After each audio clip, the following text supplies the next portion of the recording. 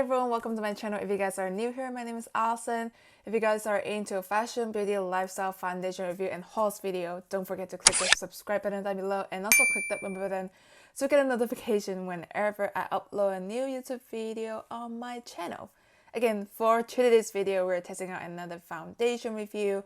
If you guys haven't heard, this is their new Makeup Forever Compact Foundation. They recently launched a new version of it. So if you guys want to know how this works on my oily skin, acne prone skin, and also how does it compare with the previous version, then you guys should watch this video. Alright, so again, today we are testing out this Makeup Forever HD Skin Matte Velvet Undetectable Longwear Blurring Powder Foundation. This is the foundation, it's a brand new version of the black compact foundation. This is what it looks like. So with the previous version, it has been my go-to favorite foundation for touch up, or if I'm just running errands, going out and about and just need a quick fix me kind of look, and I'll go for that Makeup Forever compact foundation. Now they come out with this brand new, with this beige color finishing packaging. So now let's dive into the Makeup Forever foundation to see what it claims to be and the deets. So this foundation at Sephora.com, it retails for $43 and it comes in 11 grams of the product. This foundation comes with 32 shade range and I'm in the shade 2N22, which it claims to be a light to medium skin tone with neutral undertone. The only thing is, my skin, it might get a little lighter, but usually with a lot of liquid foundation, I normally go with light to medium coverage. But today I had it on and you guys can see I look more tan than usual. Just because the shade, it doesn't perfectly match with my winter shade. I feel like this would be a very nice summer shade for me normally, but I might fit into the light skin with neutral undertone category. One thing I like about this foundation on Sephora.com, it tells you and shows you all the picture of what does it look like with 2N22 skin tone. It has all 3 to 4 models. It shows what you would be expecting. So I really like how they're putting some reference on different skin tone and color to see what can you imagine if you are choosing this shade. So I'm really loving this picture. It's giving me more vision into the shade range. So again, this foundation, it claims to be a medium to full coverage powder foundation that blurs the look imperfections and mattifies up to 24 hours for a natural real skin finish. So this powder foundation is more of a silkier texture. It melts into your skin. It's good for all day wear with no caking or creasing. It provides you a very nice customizable coverage. It's more of versatile than ever, so you can use it as a beautiful foundation, setting powder, or for touch up. Also claims to be a waterproof and sweat-proof formula that locks in the hydration for maximize comfort. So I'm really excited to try this out because I already have been loving their previous version of the compact foundation. I'm really excited to see what's different, and this time it claims to be a waterproof and sweat-proof formula, which is really perfect for the summertime. It's coming in hopefully May. So now let's dive right into this foundation review. Alright, let's check out the packaging of this new Makeup Forever compact foundation. So this is what the packaging looks like. It comes with this new beige finish compared to the previous version, which is all black. And here is the press button. This is what the inside looks like. It comes with this Makeup Forever sponge and the compact powder on the side with a big mirror with this nude finish. So this is the overall packaging for this makeup compact foundation. And now let's get into how to apply this foundation. So it suggests to prep your skincare and prefer to use a primer before applying this foundation. Apply starting from center of the face and then moving outward. For sheer coverage or to set a makeup, apply with the powder brush. So if you want a very light coverage, you might want to go with this kind of brush to apply this foundation. But for medium coverage or a touch up throughout the day, apply with the white side of the included sponge. For full coverage, apply and build with the beige side of the included sponge. Actually, to me, the sponge, it looks the same with the color, but one, it has more like a velvety texture. On the other side, it's more like a traditional sponge texture. So if you guys are familiar with the previous version, it comes with the same sponge but in black. But I feel like this, they do it for more of aesthetic of this compact powder because matching the color of beige. If you guys know me, I do have any prone skin, redness going on. Usually liquid foundation, it works best for me. But I have been loving their old version. I'll rave about it in my yearly foundation review, and those tends to be more of my touch-up foundation. These are the kind of foundation that I like to apply during the day if I'm just going out and about running errands. But I wanted to test it out for you guys to see how this cover up my redness today. So first off, I'm going to start with the medium coverage on the normal side, which doesn't set makeup forever. So I'm going to use this side to apply it from the center of my face. I already prepped my skin with a primer. Today I'm using this Sisley primer on my face, and I already covered my under eye dark circle, so concealer is already underneath my eye, and the rest of the face I'll be using this foundation. So this is what it looks like in one swipe. I'm gonna start from the center. Looks like I choose the wrong shade, but let's just jump right in. Definitely a little darker than what I anticipate. So I'm just gonna use a swiping motion.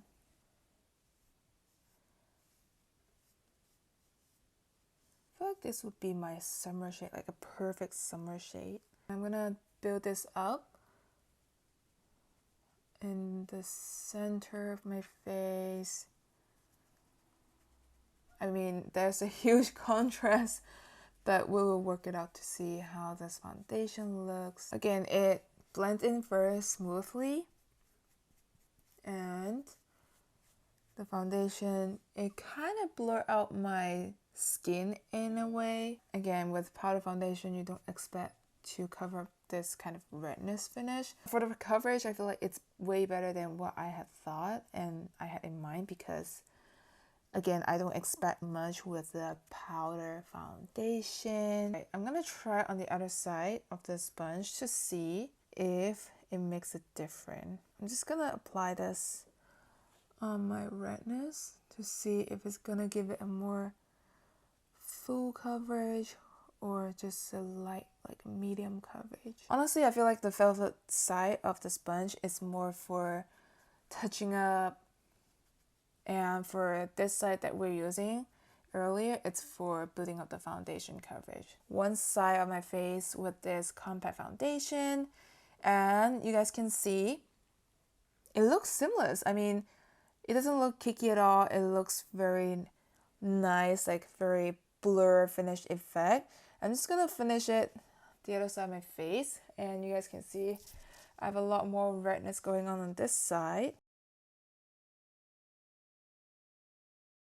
Actually, as a powder foundation, it wasn't that bad because it does cover up, I would say, 80% of the redness. Alright, as for the coverage, this is what it looks like. I'm actually liking how it blurs up my skin texture in a way. And the coverage, I have to say, it wasn't that bad as a compact powder foundation, and it does cover up again 80% of the redness. So right now I'm just gonna go ahead and put the rest of my makeup, and then I'll check back in with you guys with my first impression. Alright, the makeup is done and everything looking very seamless. Again, besides the shade, it's bothering me. But with that being said, I feel like this foundation, it looks very smooth finish, and it kind of blurs up my skin. My skin looks really nice, like with a natural glow underneath my skin. It's not like fully matte finish, which I really like. So I basically just did my blush and my highlight and falsies, and that's it. So everything else layered on top very nicely.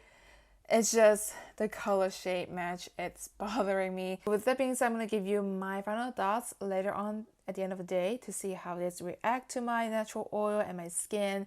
But again, looking closely, it looks very smooth, very nice. The coverage, again, it's not bad as a compact foundation.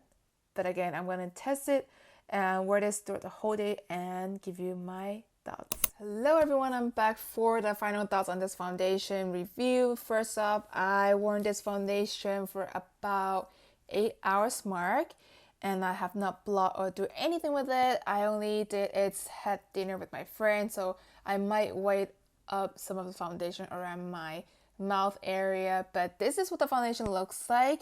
First off, I have to say I really like the foundation, that it gives me that blur finish, still very nice, I would say medium coverage. So the coverage, it does surprise me a little. I would say with this foundation, the finish of it, it's a little better than the old version because it's giving me that blur effect and a really nice coverage. The only thing is I feel like it gets me a little oilier than the previous version. I'm not sure, is it just me? Let me know in the comments down below if you are having different reaction with this foundation. But again, I like how it makes my skin very smooth and blurring effect, and it just looks very natural finish. I mean, again, compact foundation, it doesn't necessarily give you that full coverage. I feel like with the redness that I have before the foundation and after, it was a huge comparison than what I have expected. So the only downside for me now is it gets me very oily, especially on my T-zone area.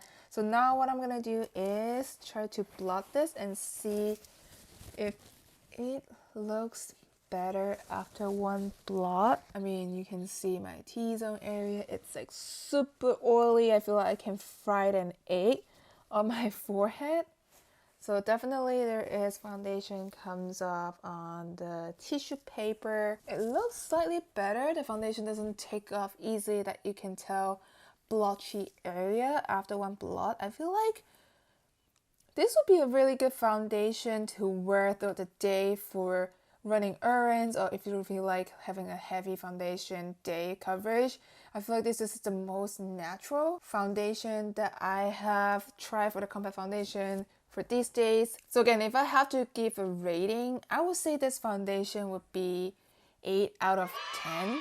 Again, nothing can compare with like a liquid foundation like this, because with my skin type, with the coverage that I need, usually liquid foundation, it works better. But with a compact foundation, I wouldn't say this is bad at all. This is really good, like nice coverage, natural finish, blurring effect, give me that very smooth skin kind of looking. I'm liking it. It's just that the coverage is not there yet for my requirement. So I'm gonna get another shade to try it out. I'll let you guys know with the update if I end up having a perfect color shade match. So if you have a previous version compared to this new version, I would say if you already have the previous, you should just keep it. You don't necessarily have to purchase a new version, because the only difference that I see with the newest version is just giving you that smooth finish. I feel like the texture, everything, the coverage, it's the same. It's not like a huge difference between the two. Really depends on what you're looking at.